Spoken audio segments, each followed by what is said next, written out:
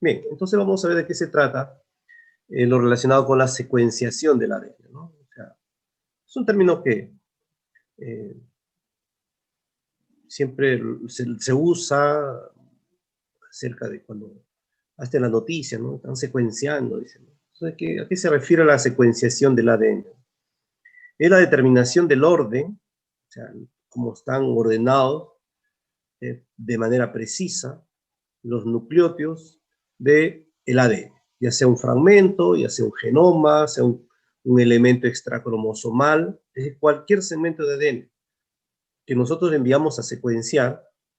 ¿Qué significa eso? Que nos van a dar el orden de los nucleótidos. Por ejemplo, nosotros enviamos a Estados Unidos a secuenciar eh, genes enteros, a veces fragmentos, con fines de conocer la secuencia. Y eso ya tiene algunas aplicaciones que hablaremos más adelante.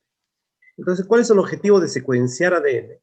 Conocer la secuencia de nucleotidos, ya sea de un fragmento o de un genoma entero. ¿Qué significa esta palabra cuando hablamos genoma? Genoma es la información genética total de un organismo. ¿Por qué hablamos total? Porque el ADN no se encuentra en una sola ubicación. Por ejemplo, eh, una célula puede tener un ADN cromosomal o cromosómico. Por ejemplo, una célula eucarionte le corresponde al ADN nuclear. Sin embargo, una célula eucarionte también tiene ADN en las mitocondrias.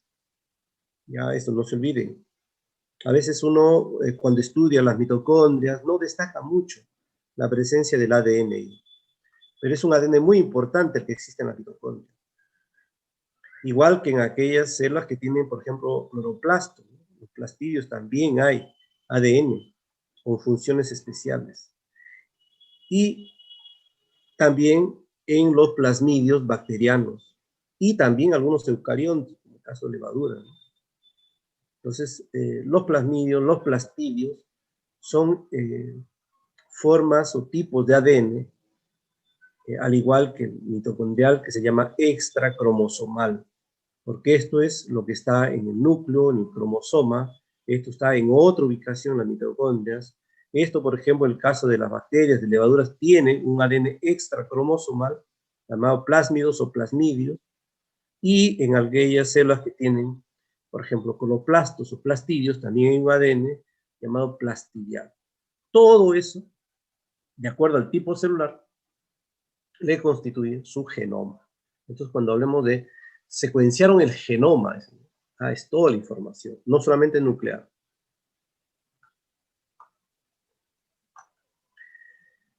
¿Qué tipo de secuenciación de ADN se conocen? Bueno, hay muchos tipos de secuenciación. Ahora ya la historia ha hecho que cambie esto y ha variado mucho, ¿no? Hay métodos clásicos, los métodos enzimáticos, los métodos modernos. Esto prácticamente para mostrarles un poquito la historia de cómo empezó la secuenciación. Fíjese de qué año estamos hablando, de la década de los 70, hace más de 50 años, ¿no? Entonces, en esa época eran los trabajos de secuenciación manuales. A lo mucho se podía llegar a una secuenciación 500 pares de bases, o sea, fragmentos muy chicos con muchísimo trabajo. Usaban marcación reactiva en extremo 5' fosfato para poder saber cómo está el orden de la secuencia, ¿no? ¿Qué es primero, qué después? Saber cuál es la secuencia 5', el otro 3'. Se utilizaban mecanismos de degradación química usando estos componentes, ¿no? El dimetilsulfato, el ácido fórmico y la hidracina. O sea, eran reacciones químicas para cortar el ADN y lo manejaban, en el caso, por ejemplo, de la hidracina, variando la concentración. O sea, estos reactivos generaban cortes en el ADN. Eran tan difíciles de hacer que tenían que ajustar la concentración de tal manera que cada fragmento de ADN sea cortado en un solo lugar. Por ejemplo, el dimetilsulfato cortaba donde habían guaninas, el ácido fórmico donde habían adeninas y guaninas, la hidracina donde había citosinas, timinas, o cambiando la concentración solamente citosinas.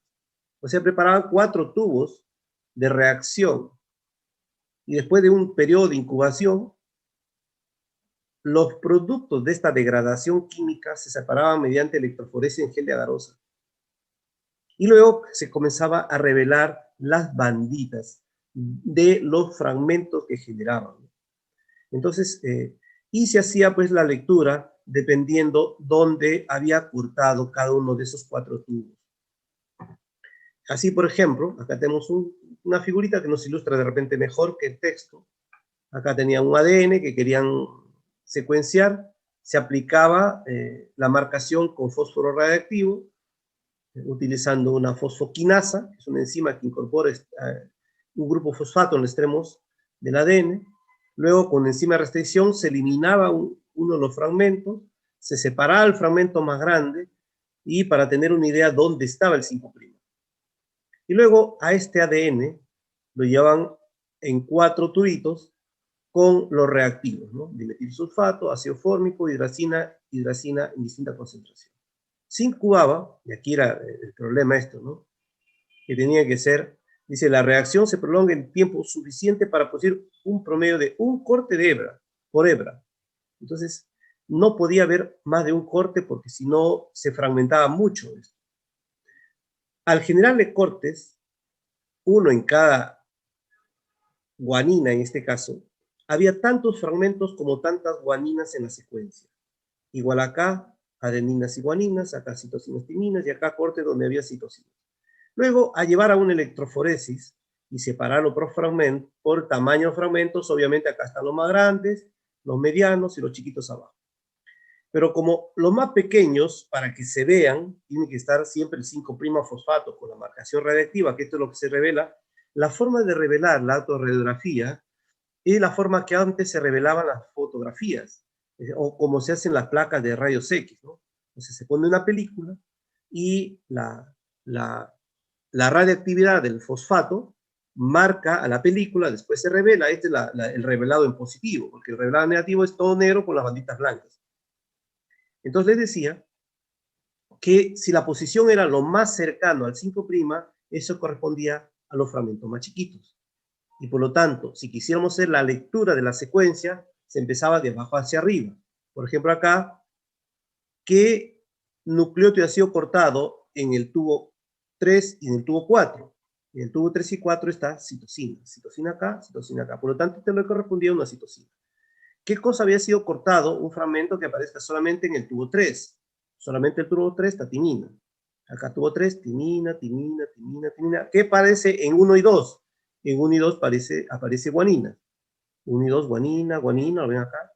En tubo 3 y 4, citosina. Solamente en 3, timina. Solamente en 3, timina. Solamente en 2, adenina, porque acá está guanina.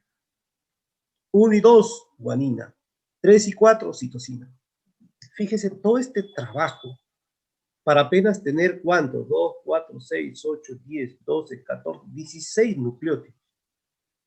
Y así iban haciendo fragmento por fragmento, y era todo un trabajo para lograr una secuencia pequeña. Sin embargo, esta técnica ayudó mucho en la época en que se estudiaban los mecanismos de regulación, por ejemplo, para conocer los promotores, para conocer cómo funcionan los operones, el famoso operador, etcétera, porque el ADN se enfrentaba con las proteínas purificadas, por ejemplo, la proteína represora. Tenían el ADN limpio y ubicaban la proteína represora. ¿Y qué pasaba con la proteína represora? Se pegaba al ADN. Y al hacer estas digestiones, los reactivos no cortaban donde estaba la proteína represora. Entonces ahí se descubrió qué región estaba protegiendo la proteína represora, pues la zona donde se unía. De la misma manera, se descubrió, por ejemplo, cómo es que el factor sigma reconoce las secuencias menos 10 y menos 35, porque sigma se une ahí y evita el corte con estos reactivos. Entonces esta técnica, si bien fue de hace 50 años, fue muy útil en los primeros conocimientos sobre mecanismos de regulación o en secuencias del ADN que tienen funciones específicas que ahora lo hemos ido conversando, lo hemos ido discutiendo. Después vino ya la época de los 80, ¿no? Con la aparición de PCR, o sea, con la propuesta de la utilidad del ADN polimerasa. Entonces apareció la secuenciación enzimática, o también llamado el método de sangre. Hasta ahora todavía está vigente este método, ¿eh? Probablemente, después lo vamos a comentar, los lugares donde enviamos a secuenciar utilizan la base de esta secuenciación. Bueno, ya moderna, ¿no? Pero la base es la misma. O sea, utiliza la síntesis in vitro de ADN, o sea, PCR. Usa un ADN molde de una hebra, o sea, tipo PCR, se naturaliza el ADN. Uso de nucleótidos del grupo dideoxi. ¿Qué significa didesoxinucleótidos? Estos nucleótidos son nucleótidos, como aparece acá en la figura. Vamos a mostrar la figura acá abajo. Este es un nucleótido de ARN, porque tienen carbono 2 y carbono 3 de la pentosa, grupos OH. Este es un nucleótido de ADN, porque ya en el carbono 2 ya no tiene un OH, tiene un H nada más. O sea, es un desoxi, le han sacado un oxi, se llama desoxirribonucleótido. Entonces, así son los nucleótidos del ADN, con la falta de un oxígeno acá. Sin embargo, hay unos nucleótidos que se ha preparado con H nomás, carbono 2 y carbono 3 de la pentosa, donde no hay ningún OH. Entonces, desoxi, o sea, le han sacado los dos oxis acá. ¿Qué interesante tiene este nucleótido? Este nucleótido tiene interesante que se incorpora en una cadena que está siendo sintetizada, pero una vez que ingresa este nucleótido, se bloquea la replicación. O sea, ya acá no aparece. Otro nucleótido que puede entrar acá, porque para que entre el nucleótido necesita un OH. Por ejemplo, acá en el ARN hay el OH. En el ADN normal hay el OH. Pero si ingresa este didesoxinucleótido, se bloquea la replicación. Entonces, se utilizan estos didesoxinucleótidos o didesoxirribonucleótidos para generar fragmentos, para bloquear la replicación. Asimismo, para poder hacer la replicación del ADN, se utiliza un primer o un partidor.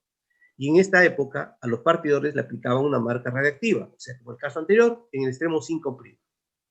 Usaban una ADN polimerasa, usaban los dideoxinucleótidos o didesoxinucleótidos para bloquear la polimerización y generar fragmentos. Y luego, todos los fragmentos se separaban en un gel de secuenciación.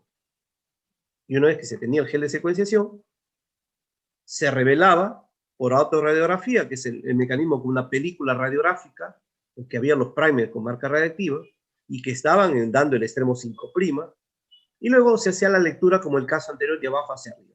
Pero una de las ventajas, fíjese acá está el ADN en el proceso de PCR que se naturaliza, queda de hebra simple, ahí está, necesitamos un primer, un oligonucleótido que tenía marca radiactiva, se necesitaba la ADN polimerasa, los nucleótidos más un didesoxi. Igual en 4 tubos se usaba un didesoxi de un tipo, de otro tipo, de otro tipo y de otro tipo. Por ejemplo, acá el didesoxi GTP, el didesoxi ATP, CTP y TTP, los 4 nucleótidos. ¿Qué es lo que se perseguía con esto? Que en el momento de la secuencia, si se incorporaba un didesoxi, ahí nomás quedaba. Si no se incorporaba y se incorporaba este didesoxi GTP, no había problema.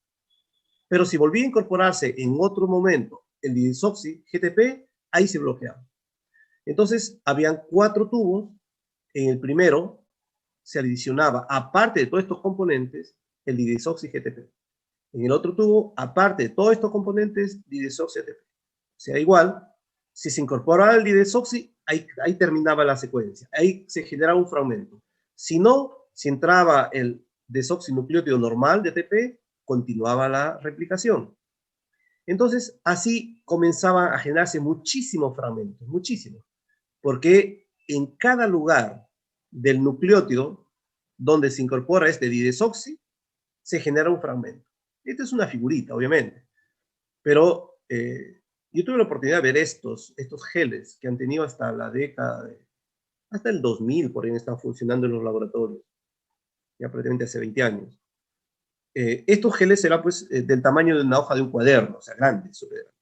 Y estas banditas eran pues muchísimas banditas, cientos de banditas, en cada uno de ellos.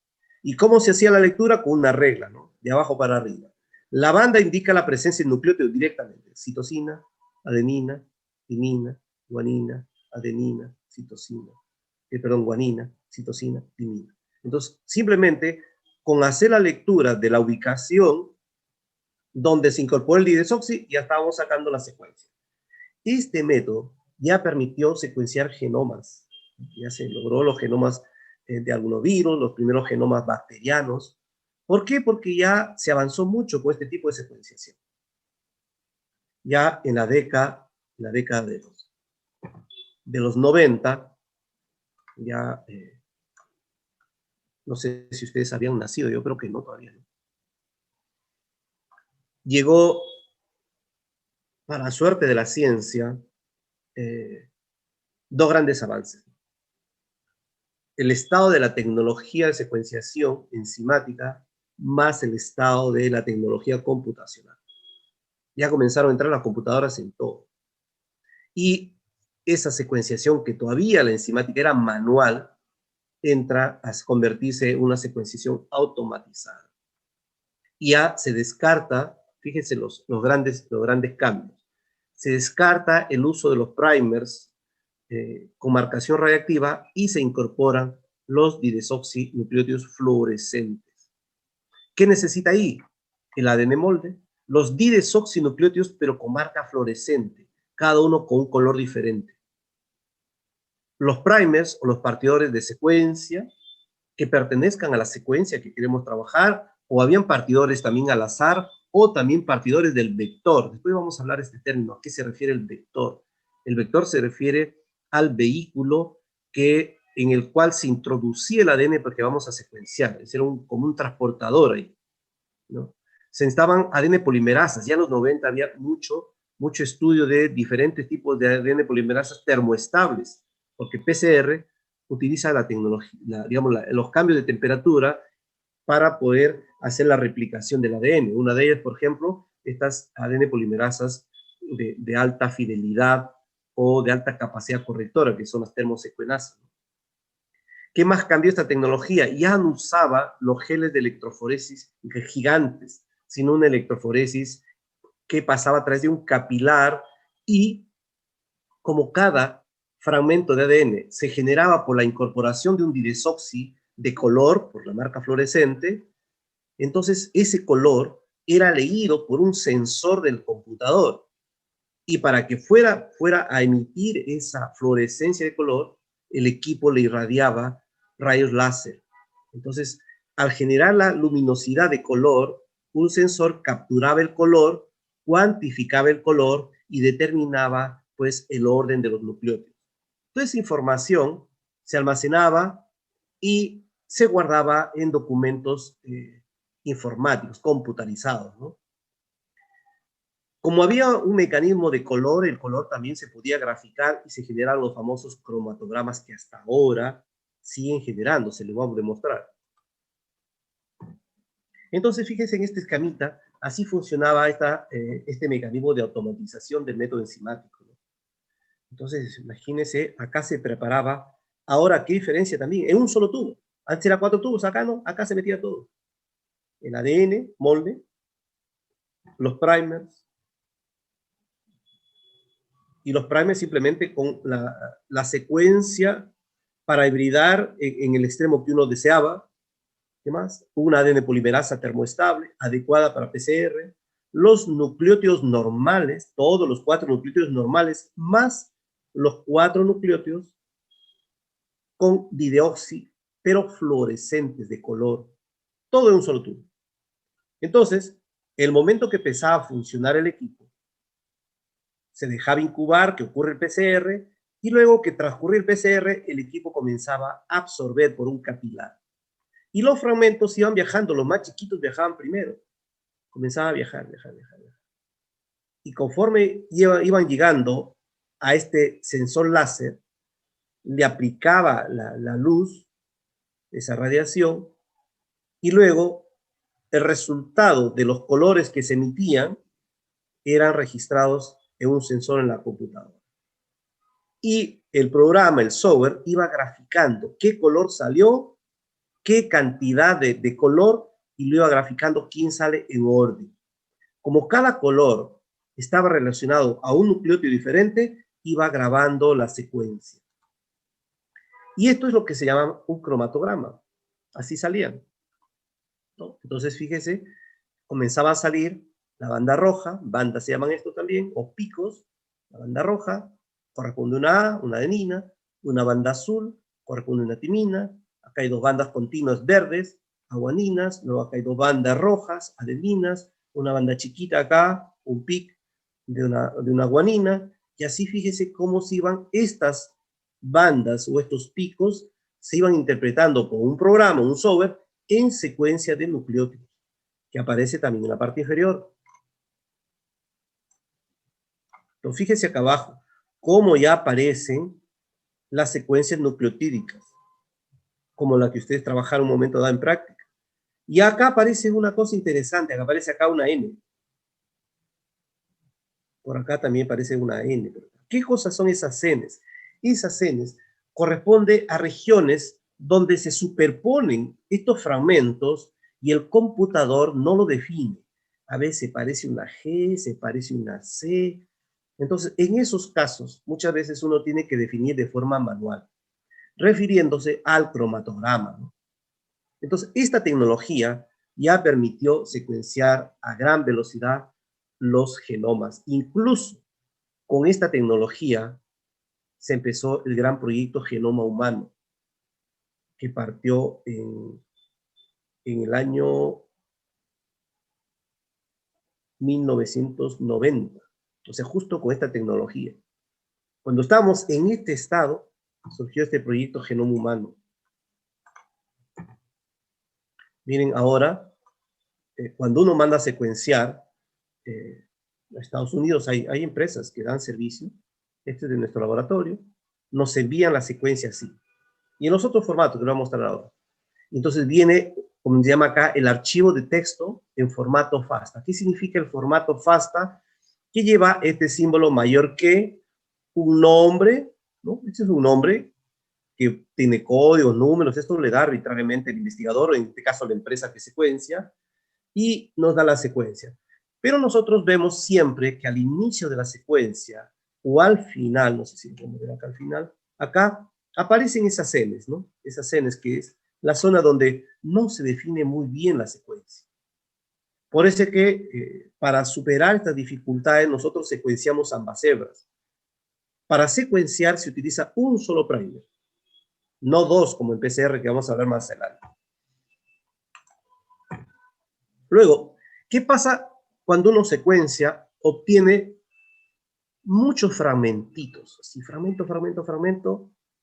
Hay secuenciadores que fragmentan óptimamente, o sea, lo mejor, tipo 2000 nucleótidos o 2000 pares bases, otros son de 800. Los modernos, los secuenciadores modernos, secuencian fragmentitos de 200 pares de bases, o hasta 100.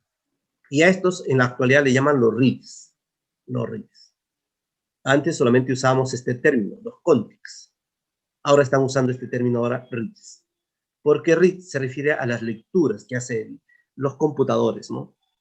Entonces, fíjese esta cantidad tremenda de fragmentos secuenciados, porque no se puede secuenciar un genoma entero que puede tener, en el mejor de los casos, una bacteria tiene en promedio 5 millones de nucleótidos, no se puede secuenciar 5 millones. Se secuencia 2000, 1500, 800, en fragmentos moderados. Entonces, para llegar a ser un genoma, o sea, para ensamblar un genoma, tenemos que ordenar todos estos contigs o reads. Y aquí vienen todas las herramientas computacionales. Ahora hay softwares, hay programas que permiten hacer el ensamblaje. Incluso hay cursos de ensamblaje de genomas, cursos de ensamblaje de secuencias, y ahora que está de moda la secuenciación, y eso es lo que está trabajando el mundo científico ahora, están secuenciando los genomas de coronavirus y están haciendo los ensamblajes, ¿no? Para ver cómo se ha cambiado el genoma, se ha mutado, etc. Entonces, estos fragmentitos hay que primero alinearlos. ¿Qué significa alinearlos? Buscarle un orden preliminar, proyectarse en base a zonas de coincidencia, de continuación. Por ejemplo, de acá aparece un rosadito que se combinó con este celeste, celeste se unía con el verde con el amarillo, luego el azul, así se va siguiendo como un orden de los contes. Pero cuando uno trabaja en este alineamiento, quedan a veces muchos vacíos que uno no encuentra. Los vacíos se le conoce como el término de gaps, G-A-P-S, gaps. Entonces, esos vacíos o gaps, que es otra cosa que vacío en inglés, ¿no? Se completa mediante PCR y se culmina el llamado ensamblaje o ensamble del genoma. Y ahí aparece toda la secuencia gigantesca, que puede ser varios millones de nucleótidos. En a una base de datos, vamos a ver ahora, los contigs no los ensamblan en su totalidad porque son demasiado grandes. Y aparecen los contigs pues, de 150.000, 200.000 nucleótidos, porque así permite después de repente hacer un análisis por contig, ¿no? Por fragmentos. Una de las aplicaciones que tuvo de gran impacto, como dije hace un momento, en la década de los 90 con estas técnicas, fue la secuenciación del genoma humano. Y para secuenciar el genoma humano, lo que hicieron era, se juntó un equipo multinacional para llevar a cabo ese proyecto y se repartieron los cromosomas. A ver, yo me agarro el cromosoma 21, y el cromosoma X, el cromosoma Y, etcétera, etcétera. ¿Y qué es lo que hizo cada de estos dos equipos? Dijeron, bueno, el ADN humano es tan grande, no sabemos su tamaño, ese tiempo no sabían el tamaño. Nos vamos a repartir, cada país va a ser Japón, Estados Unidos, Alemania, etc. Se repartieron los cromosomas. ¿Por qué? Porque significaba mucho trabajo, mucho tamaño. Y dijeron, ¿en qué tiempo lo terminamos? Bueno, el proyecto dijeron va a ser en 15 años, hasta el 2005. Bien, entonces está proyectado para que el 2005 salga ya el genoma humano. ¿En qué consistía? Consistía en cortar el cromosoma en fragmentos grandes, un promedio de repente de 500.000, aquí es el promedio 400.000 para de bases, gigante, y meterlo en un vector que tiene la levadura, Saccharomyces, le encontraron que tenía una especie de vector, una especie de plasmidio que le llamaron el cromosoma artificial Jack, que venía las iniciales de Yes Artificial Chromosome. Entonces, este Jack de la levadura tiene unas características, lo vamos a ver en la próxima clase, me parece, o de cada dos clases, que puede cargar como vector un fragmento grande, ¿no? Un fragmento grande. Entonces, todo este cromosoma lo guardaron en varios Jack, y a cada Jack, con el inserto ahí, lo volvieron a cortar en fragmentos más o menos de 40.000. O sea, más o menos 10 veces, ¿no? 400.000 a 40.000 en promedio de los fragmentos. Y lo insertaron en un vector que habían creado, que llamaban los cosmidios o cosmios, que son vectores capaces de soportar con alta capacidad de carga o soportar fragmentos grandes. ¿Cómo se hace eso?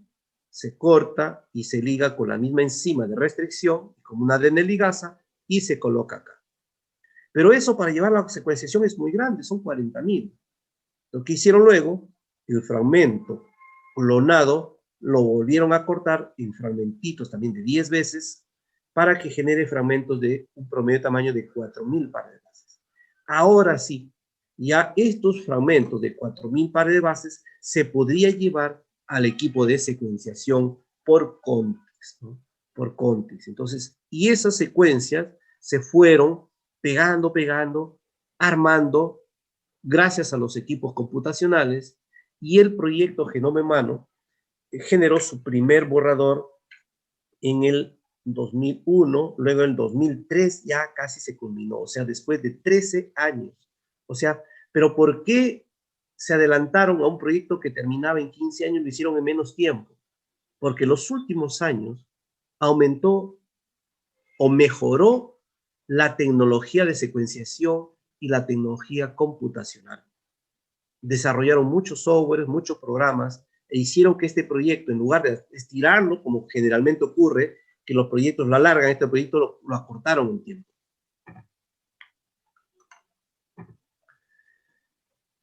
En la actualidad, secuenciar el genoma de una persona dura 24 horas. Ya no dura 13 años, dura 24 horas. Y ese proyecto Genoma Humano, que costó varios miles de millones de dólares, así como lo escuchan, ahora está costando $800. Uno de los que apostó por esa secuenciación del genoma humano fue un científico, que a la vez empresario, se llama John Craig Venter. Este científico dijo, hace muchos años atrás, ¿no? Dijo, en el año 2014, les cuento que estábamos por allá por el 2005, 2008, por ahí dijo, en el año 2014, secuenciar un genoma humano estará $1000. Era una locura pensar que había costado el proyecto miles de millones y él para el 2014 dijo, va a costar $1000. Exactamente el año 2014 me llegó una comunicación, como yo mando a secuenciar, dijo, puede enviar a secuenciar genoma humano por $1000. O sea, ya lo pusieron, cumplió su palabra. Y ahora, como le digo, está mucho menos. Y debe estar menos incluso, porque recién conversé con unos amigos que están en Chile y me dijeron, ahora secuenciar un genoma está $80. ¿Sí? No lo he confirmado, pero no, bacteriano me refiero. Entonces, eso, voy a confirmarlo porque es muy fácil, $80 está barato para enviar a secuenciar cualquier bacteria de interés que tengamos acá en nuestros trabajos de investigación. Entonces, ¿por qué ha bajado tanto? Porque vinieron las secuenciaciones de alto rendimiento. Y las secuenciaciones de alto rendimiento han sido muchas de ellas muy fugaces, o sea, duraron poco tiempo, rápidamente ha cambiado. Casi como ustedes se dan cuenta cómo cambian ahora los celulares. Salen la tecnología de informática, esto está evolucionando tan rápido que las tecnologías están quedando en desuso muy rápidamente. Vamos a hacer también una descripción de estos métodos que ya incluso ya están casi fuera de uso. Ya los que acabo de mencionarlo también ya son historia. La pirosecuenciación, como que comenzamos a leer, yo espero que ustedes vayan también un poco ensayando su inglés, es una técnica robusta y simple que secuencia por síntesis, ¿no? Secuenciación por síntesis, usando productos de PCR cortos como moldes. O sea, esto sirve para secuenciar productos PCR. En base, las bases son añadidas sistemáticamente y son incorporadas en la hebra de replicación de ADN, o sea, sigue siendo PCR, ¿no? La pirosecuenciación utiliza una serie de reacciones enzimáticas, ya vamos a ver eso, para detectar primero pirofosfato, que se libera, el pirofosfato es esto, que se libera durante la incorporación de una base, y utiliza los datos de detección para establecer la secuencia en la hebra molde. Entonces aquí hay una serie de reacciones que vamos a ver cómo parte y qué enzimas van a participar. Vamos a ver, el paso número 1. Un primer de secuencia hibrida a un producto de PCR de hebra simple llamado Amplicon, que sirve como molde. Y acá vemos acá. Este es el Amplicon, hebra simple, y acá está el prime. Se incuba con la enzima, con las siguientes enzimas. La ADN polimerasa, que es la que va a replicar, una ATP sulfurilasa, ¿ya? Una enzima llamada luciferasa, y finalmente esta apilasa. Fíjense cuántas enzimas entran acá. ADN polimerasa, esta ATP sulfurilasa, la luciferasa, ahora vamos a ver para qué funciona cada una, y esta apirasa. Así como los sustratos, ¿no? Los nucleótidos, y esta adenosín 5-fosfosulfato, y también este sustrato luciferina. Vamos a ver cómo ocurre la secuenciación. Es muy ingeniosa, muy de mucha reacción química acá, o enzimática. Cuando el primer nucleótido se añade a la reacción, entonces la ADN polimerasa va a catalizar la incorporación de este nucleótido en la hebra de ADN. Si es que es complementario a la base en la hebra molde. Fíjese acá, van incorporando los nucleótidos uno por uno. Si se incorpora bien, si no se incorpora, se lava. Cada evento de incorporación está acompañado por la liberación de pirofosfato. O sea, imagínense, estaba en el ADN, le aplicaban el nucleótido, por ejemplo, adenina, se incorporaba bien, si no, se lavaba. Entonces, cada evento de incorporación va acompañado de la liberación de pirofosfato en cantidades equimoleculares. ¿Qué significa en cantidades iguales? A la cantidad de nucleótido incorporado. O sea, si hay fragmentos de producto PCR y se incorporan 5, pues la intensidad de la cantidad de pirofosfato son 5, porque se incorporaron 5 núcleos.